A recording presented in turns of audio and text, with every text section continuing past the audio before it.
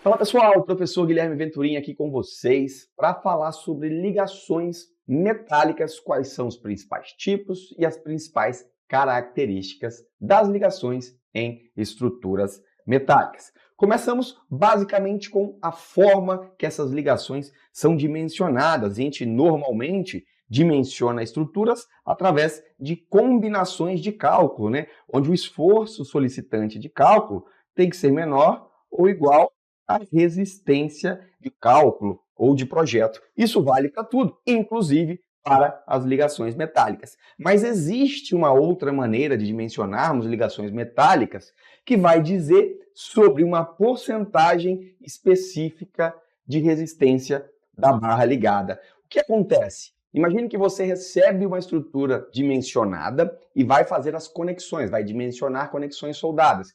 Imagine que essas conexões têm uma resistência superior a 100% da resistência da barra, significa que, em caso de falha, obviamente, a solda ou a conexão não sofreria a ruptura, e a ruptura se daria na barra, já que a rigidez da ligação, a resistência da ligação, seria maior do que a resistência das próprias barras. Então eu posso dizer o seguinte: dimensione essa ligação com, no mínimo, 50% da resistência da barra, ou, no mínimo, 100% da resistência da barra. Isso me garantiria segurança nas ligações metálicas e também é uma forma de se dimensionar essas ligações. Quais são, então, os meios de ligação metálica? Como que nós conectamos barras para as estruturas? Basicamente, solda e parafusos. Mas você pode estar esquecendo de barras roscadas, que também são uma espécie muito semelhante ao parafuso. Então a gente vê aqui uma conexão metálica soldada, a gente conhece o parafuso, e as conexões parafusadas. Obviamente que as conexões soldadas, elas estão mais voltadas para operações de fábrica. Isso quer dizer que eu não tenho solda em campo? Tenho sim, posso ter solda em campo. Nós vamos ver durante a aula, a nossa sequência de aulas, os tipos de solda, inclusive. Mas em campo é mais usual, até pela facilidade de se trabalhar em campo, com conexões parafusadas, que são conexões que dão mais versatilidade ao trabalho. Imagine subir a 6, 9, 20 metros de altura com todo o equipamento de solda. Solda, a gente sabe que envolve faísca, envolve fogo, um trabalho a quente, que seria muito mais difícil a depender das condições. Então, a princípio, a gente pode associar, a maioria das vezes, as ligações soldadas à fábrica. E as ligações parafusadas, ou com barras roscadas, aqui a gente vê uma barra roscada, elas estão mais voltadas para campo.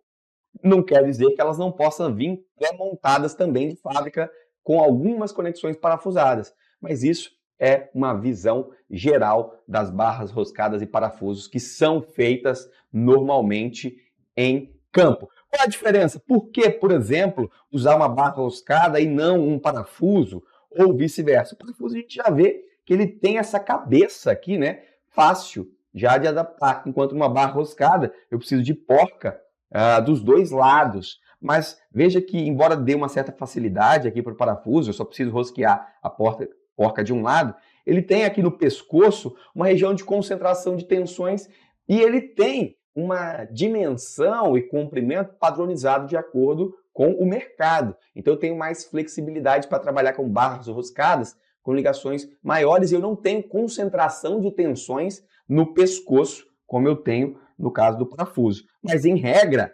fazem o mesmo tipo de ligação. E, por último, os pinos, que a gente conhece, na maioria das vezes, como os nossos rebites. Esses pinos, eles têm caído em desuso, tá? A utilização de pinos, ela já foi muito utilizada. Se nós analisarmos aqui as pontes, as estruturas antigas, foi muito utilizada no passado, as conexões ribitadas. Nós estamos vendo aqui muitos ribites, mas, devido à sua baixa confiabilidade, acabou caindo em desuso. Ainda é previsto na norma 8800, mas aí um desuso. Esse conector ele é instalado a quente, então a gente aquece, né?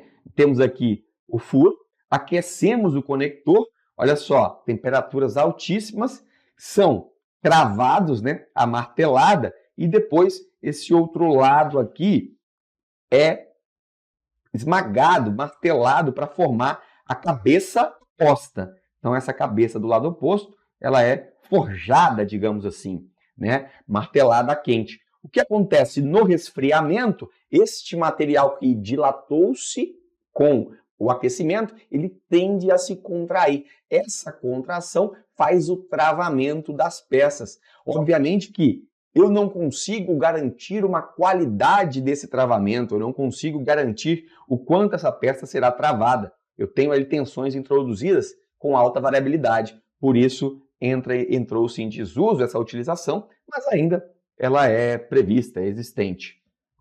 Bom, e quais são os elementos que nos auxiliam nas ligações? Nós temos, por exemplo, enrijecedores, os pontos de conexão, muitas vezes eles recebem, por ter esforços concentrados, recebem enrijecedores para não sofrer aí flambagem, né, ou algum outro tipo de instabilidade. Então é comum termos enrijecedores nos locais onde a gente tem conexões. As chapas de ligação, a gente chama muitas vezes de chapa Goussé, né? São chapas que são soldadas na estrutura exatamente para receber uma outra peça e permitir aqui uma conexão, seja ela parafusada, seja ela soldada. Embora na conexão soldada eu quase sempre vou precisar de uma chapa de espera, né? Porque se eu for parafusar uma barra assim, que chega numa outra nessa posição, eu preciso de uma cantoneira de espera para poder parafusar. Já a solda, em alguns casos, eu posso entrar em contato direto com outra peça e fazer a solda no contorno. Eu posso usar chapa de espera tanto para ligações soldadas, essas chapas de ligação tanto para parafusadas, mas nas parafusadas é quase sempre de uso obrigatório, digamos assim, a depender das condições. Eu posso ter uma mísula aqui, por exemplo, que é nada mais do que um reforço. Veja que essa mísula aqui, esse triângulo aqui, aumenta a rigidez dessa ligação, né? Dando menos movimentação, menos flexibilidade, então se torna uma ligação mais rígida e menos flexível, consequentemente, obviamente.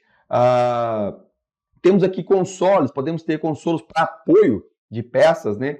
Então são muitas vezes consolos que, semelhantes aos utilizados em estruturas de concreto, podemos ter. E outro aspecto importante, a placa de base. Veja que em algumas conexões, principalmente na transição pilar-fundação, quando a gente tem um pilar metálico e a fundação em concreto, eu vou ter ali uma base e esse pilar ele possui uma seção H, por exemplo, né, que é uma seção I ou H, que ela tem pouca área de contato.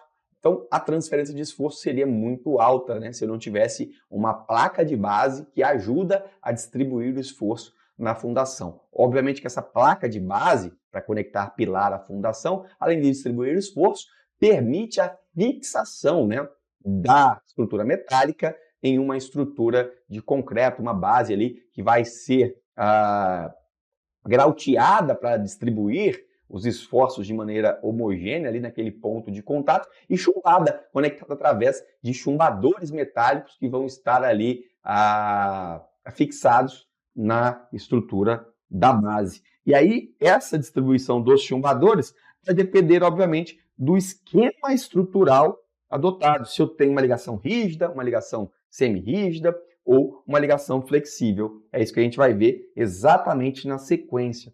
Essa rigidez das ligações, seja viga-pilar, seja mesmo pilar com base, ela vai depender do ponto, né, do ponto em que eu faço os travamentos, as conexões, e de quantas as conexões que eu vou ter naquele ponto. Vamos imaginar o seguinte, olha comigo, esta peça, esse perfil aqui é um pilar e aqui uma viga chegando. Se eu travo somente, aqui nós temos uma viga aí, se eu travo somente aqui nessa região, eu dou alta flexibilidade para esta viga se movimentar em relação ao pilar. Então, eu tenho uma ligação mais flexível. Quando eu começo aqui a fazer o seguinte, ao invés de travar por aqui pela mesa, né, pela alma, desculpa, eu começo a travar pelas mesas, então aqui eu coloco um travamento nas mesas, eu já tenho uma conexão mais próxima de um engaste um pouco mais rígida, então é uma conexão semi-rígida. Agora, quando eu travo tanto em cima quanto embaixo, né, nas mesas superior e inferior, e travo também na alma do perfil, agora eu tenho uma ligação muito mais próxima do engaste, portanto, uma ligação mais rígida. Então, a mesma peça chegando, a mesma viga chegando no mesmo pilar, ela pode ter comportamentos de rótulo mais flexíveis e de engaste cada vez mais rígidos, né? Obviamente que nunca existirá uma rótula total ou um engaste total, mas sim precisa analisar o comportamento dessas conexões para ver aí o quanto de momento é transmitido naquele ponto de ligação. Bom, e aí a gente fala dos dimensionamentos, qual é a resistência mínima que deve ser resistida por as nossas ligações metálicas. A norma diz que para ligações metálicas eu tenho que ter uma força resistente, né? Tenho que resistir a um esforço solicitante de no mínimo 45 quilonewtons na direção da força atuante. Então, assim, se na combinação eu tiver uma resistência, uma força solicitante de 20, 25 quilonewtons, eu não posso dimensionar só para 20 ou 25. Eu preciso dimensionar para no mínimo 45 quilonewtons. Isso é a resistência mínima dessa ligação. Mas a norma vai além. Ela fala o seguinte: bom, eu preciso, para barras tracionadas ou comprimidas, dimensionar a minha peça, salvo se essa peça for dimensionada ali por esbeltez, eu preciso dimensionar minha ligação para resistir a 50% do esforço solicitante, né? Desculpa, da resistência de cálculo dessas barras. Então, vou colocar aqui a resistência de projeto das barras. Isso se a gente tiver tração ou compressão, mas não tivermos dimensionando para a esbeltez máxima. Quando o critério de dimensionamento é esbeltez, então esta conexão dessa peça que foi dimensionada pelo critério de esbeltez, eu preciso então que as ligações se resistam a 100% da força de compressão resistente da barra. Obviamente aqui eu só estou falando de um caso de compressão. Então são 3 critérios. Em termos absolutos, pelo menos dimensionamento da ligação com 45 kN ou 50% do esforço da barra, seja de tração ou de compressão, nos casos em que ela não for dimensionada por esbeltez. E no caso que a barra seja dimensionada por esbeltez, a ligação tem que resistir a 100%, pelo menos, do esforço de compressão dessa barra. Veja bem que nós temos aí 3 critérios importantes de resistência mínima de ligações. E a gente sabe, tendo ligações parafusadas, tendo ligações soldadas, é possível se fazer, então, uma combinação de solda e parafuso, parafuso e solda? É possível? A gente vai ver que, em regra, não podemos considerar soldas trabalhando em conjunto com parafusos. Então, a regra é que não devo considerar aí o dimensionamento de soldas e parafusos juntos. Mas, para toda regra, existe uma exceção. E a exceção nos diz que no caso de ligação a cortante, ou seja, o esforço cortante, por atrito, a gente vai ver o que é ligação por atrito, onde os parafusos resistam a 33% ou mais. Então aqui, maior ou igual a 33% para parafusos e o esforço conjunto com soldas de filete que resistam a pelo menos 70% ambos de força solicitante, né, do esforço solicitante ali. Então aqui, solda de filete. Este é o único caso onde a gente tem ligação por cortante, né, ligação a cortante por atrito. Então, se a ligação é a cortante por atrito, eu posso utilizar parafusos de solda, desde que a solda seja de filete, que seja responsável por mais de 70% do esforço solicitante. E o parafuso seja responsável por pelo menos ali 33% do esforço da força solicitante. Veja que ela já coloca um total aí que eu preciso de mínimo 103% da força solicitante, né? Então, do esforço solicitante de cálculo. Veja que eu tenho 3% ali de folga e existe uma recomendação de que a solda seja de filete e que resista pelo menos 70% da ligação. O que é solda de filete? O que é ligação por atrito? O que nós estamos falando aqui? Basicamente, a ligação ao esforço cortante, ela tem duas maneiras de ser feita, tá?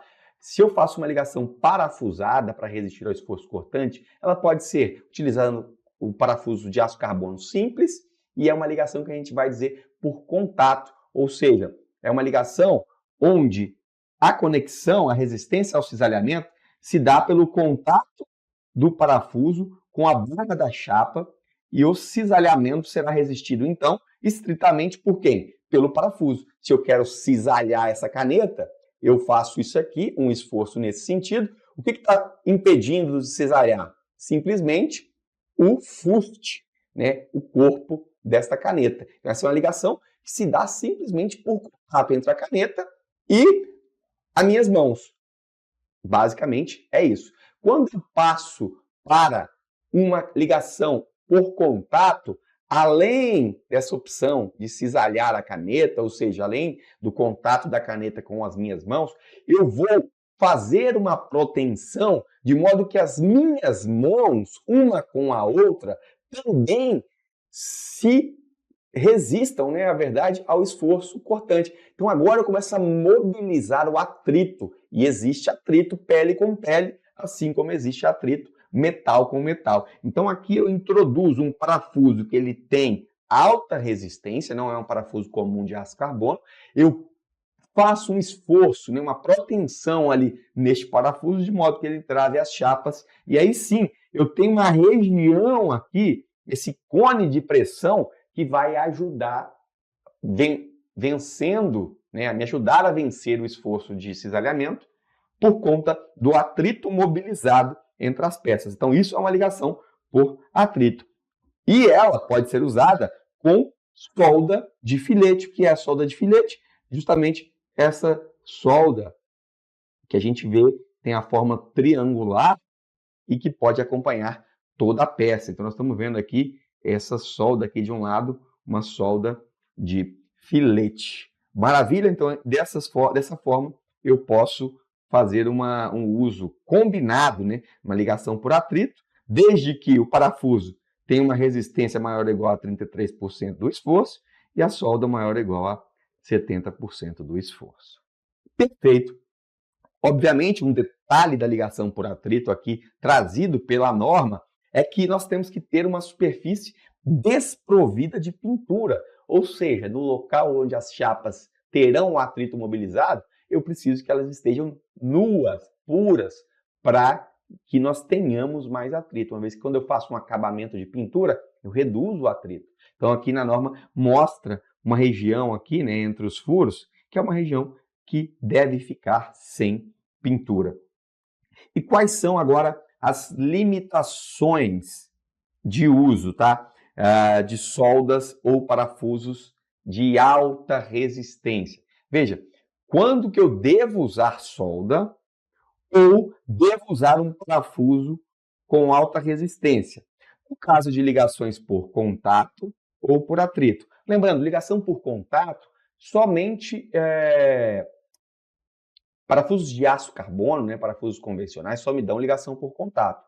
Parafusos de alta resistência, ele pode me dar uma ligação por contato, assim como o aço carbono, mas ele pode me dar uma ligação por atrito, que ele consegue ser o quê? Protendido. Então, nestes casos, onde eu devo utilizar solda ou parafuso de alta resistência em ligações por contato ou por atrito, são quando as peças estão sujeitas a ações que produzem impactos ou tensões reversas. Veja, ação que produz impacto, então uma carga muito alta num período muito curto de tempo. Ação que produz tensão reversa, quando a tensão ela oscila de sinal, né? Tensão de tração e compressão, ela consegue oscilar, ali, mudar o sinal do esforço. Isso são tensões reversas.